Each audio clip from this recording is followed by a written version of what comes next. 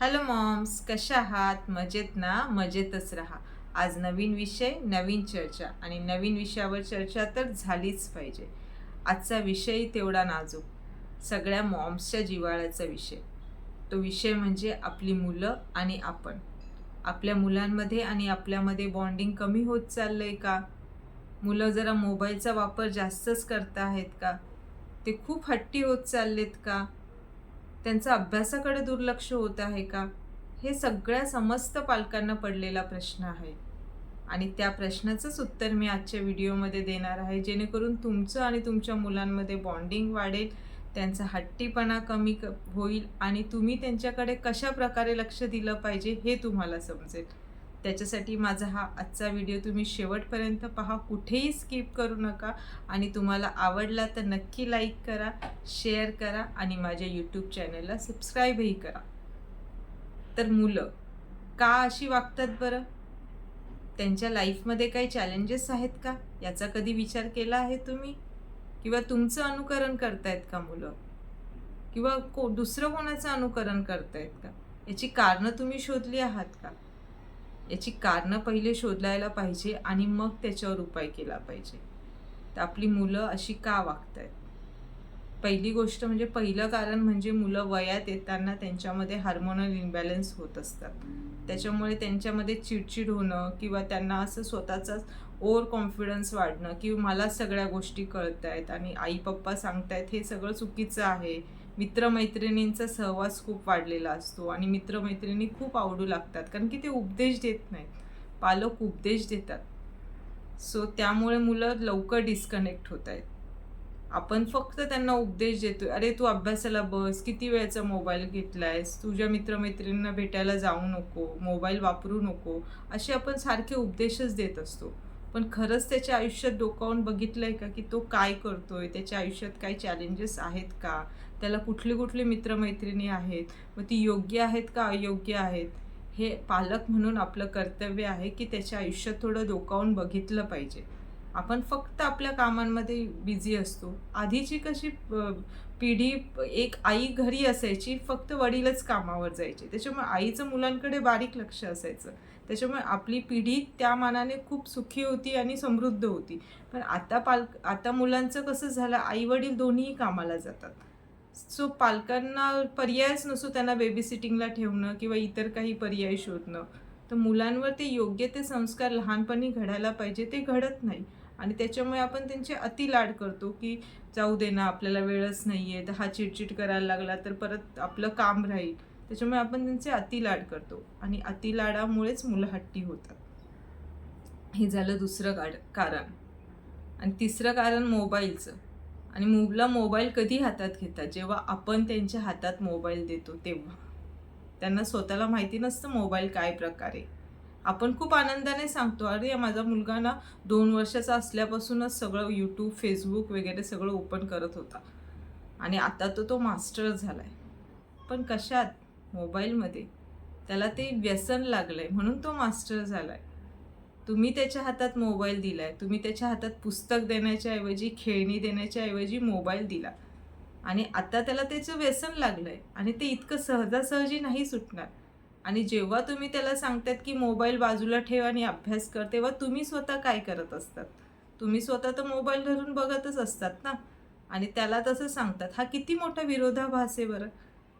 जेव्हा आपण आपला मोबाईल साईडला ठेवू, तेव्हाच आपल्याला अधिकार राहील, की त्याला सांगणं, की "तू तुझा मोबाईल बाजूला ठेव." आणि तेव्हाच तो ऐकेल. कदाचित ऐकणार नाही लगेच, पण ऐकण्याचा प्रयत्न तर करेल. त्याला वाटेल, की यांच्या हातात मोबाईल नाही आणि मला सांगतायत, तर मग ठीक आहे बाबा, मी ठेवतो थोडा वेळ बाजूला मोबाईल.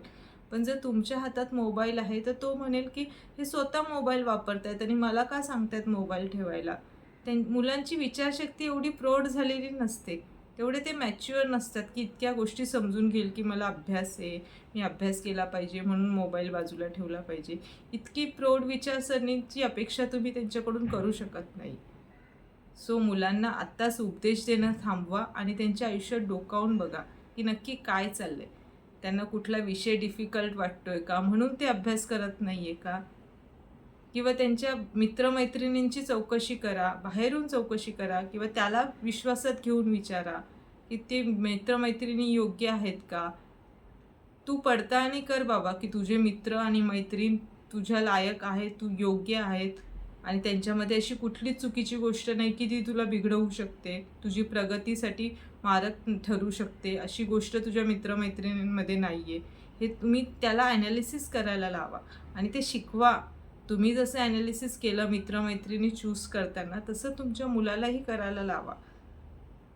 कारण की त्यांना रेडीमेड जग उपलब्ध झालं आहे. इंटरनेटचं जग उपलब्ध झालं आहे. त्याच्यामुळे त्यांना नॉलेज खूप आहे, पण त्याच्यात सॉर्ट आऊट करता येत नाही की चांगलं काय, वाईट काय. आणि आपली पिढी एवढी समृद्ध आहे की आपल्याला हे सॉर्ट आऊट करता येत होतं. सो आपण हाच संस्कार मुलांकडे फॉरवर्ड केला आपल्या, तर किती छान होईल. तुम्ही सॉर्ट आऊट करायला त्यांना शिकवा की हे चांगलं, हे वाईट. सगळं माहिती असू दे, पण त्यांच्यातलं ते कळलं पाहिजे मुलांना की ही वाईट गोष्ट आहे आणि ही चांगली गोष्ट आहे. तर कुठली निवडायची हे बाबा त्याने त्याचं ठरवायचं. आणि मुलांना जेव्हा असे संस्कार दिले जातील की चांगली गोष्ट, वाईट गोष्ट निवडण्याचे आणि त्याचे अधिकारही दिले जातील, तेव्हा मुलं नक्कीच तुमचं ऐकतील आणि तुमच्या बोलण्याला उपदेश समजणार नाही किंवा हट्टीपणा करणार नाही. आणि एखादी गोष्ट मुलाला जर पाहिजे असेल आणि ती खरंच गरजेची असेल, तर ती त्याला दिली पाहिजे. आणि ती गरजेची नसेल, तर त्याला एक दिवस थांबवून विचार करण्याचा वेळ दिला पाहिजे, की तू खरंच विचार कर, ही गोष्ट तुला कितपत गरजेची आहे. आणि ती खरंच तुझ्या गरजेची असेल, तर ती दुसऱ्या दिवशी तुझ्या हातात येईल. हे सगळं मुलांना ॲनालिसिस करायला तुम्ही शिकवलं पाहिजे. एखादा विषय आवडत नसेल त्याला, तर तो विषय का आवडत नाही आहे, हे सगळं कारण जाणून घेतलं पाहिजे. त्याच्या चॅलेंजेसला तो एकटा फेस करतोय आणि तुम्ही तुमच्या कामांमध्ये बिझी आहात. सो तुम्ही तुमचे कामं करा, पण तुम्ही जर मुलांना जन्माला घातलं आहे, तर तुम्हाला त्यांना योग्य संस्कार देऊन वाढवण्याची जबाबदारी ही तुमची आहे. सो तुमची कामं थोडीशी बाजूला ठेवून किंवा थोडा वेळ त्यांच्यासाठी काढून त्यांच्या आयुष्यात काय चाललं आहे ते बघा आणि मगच त्यांना उपदेश द्या. त्याच्या व्यतिरिक्त त्यांना देऊ नका, नाही तर तुमचं बॉन्डिंग राहणार नाही. तुमचा मुलगा किंवा तुमची मुलगी तुमच्याशी डिस्कनेक्ट होईल. आणि बऱ्याच पालकांचं हेच झालं आहे. त्यांची मुलं त्यांच्याशी डिस्कनेक्ट झाली आणि अशा बऱ्याच तक्रारी घेऊन ते माझ्याकडे येतात किंवा इतर काउन्सिलरकडे जातात, की आमची मुलं आमच्याशी डिस्कनेक्ट झाली, आमचं ऐकत नाही, आम्हाला असंच वेड्यात काढतात, आम्हाला असंच उडवून लावतात. अशी बरीच पालक माझ्याकडे तक्रार घेऊन येतात किंवा इतर काउन्सिलरकडे जातात तक्रार घेऊन. तर तुमच्या मुलांना काउन्सिलिंगची गरज का पडली पाहिजे? तुम्ही त्यांचे खूप छान काउन्सिलर होऊ शकतात. तुम्ही त्यांचे खूप छान समुपदेशक होऊ शकतात. सो मुलं काय करतायत हे प्रत्येक पालकाला कळलं पाहिजे. याच्यासाठी मुलांशी त्यांचं बॉन्डिंग कसं असलं पाहिजे हेच मी तुम्हाला आत्ता सांगितलं. आणि झाला तर मोबाईलचं व्यसन, तेही सोडवता येऊ शकते. हां, त्यासाठी तुम्ही एका थेरपिस्टची मदत घेऊ शकतात, की अशा ठराविक थेरपीज दिल्यामुळे तो मोबाईलचे व्यसन काही सोडवले जाऊ शकतात का, याची तुम्ही शोध घेऊ शकतात किंवा तसे उपाय तुम्ही करू शकतात. किंवा घरातच तसं वातावरण निर्मिती केली, की मोबाईलच जास्त कोणी सगळे घेणारच नाही, तर तोही घेणार नाही. त्याला अभ्यासाची गोडी लावली तर तोही मोबाईल घेणार नाही. त्याचं गोल जर तुम्ही सेट करून दिलं, त्याच्यासमोर पुढे करिअरची दिशा ठरवून दिली, त्याच्यासाठी त्याला मदत केली, तर तोही स्वतः मोबाईलवर फालतू टाईमपास करणार नाही. उलट मोबाईल चांगल्या कामासाठी वापरेल. तर हे पालक म्हणून आपलं कर्तव्य आहे, की आपल्या मुलांकडे योग्य वेळीच लक्ष दिलं पाहिजे आणि आपली कामं थोडीशी साईडला ठेवून त्यांच्या आयुष्यात काय चाललंय ते बघितलं पाहिजे. तेव्हाच मुलांचं आणि तुमचं बॉन्डिंग खूप चांगलं होईल आणि सुखी समाधानी आयुष्य जगतील हो सगळे.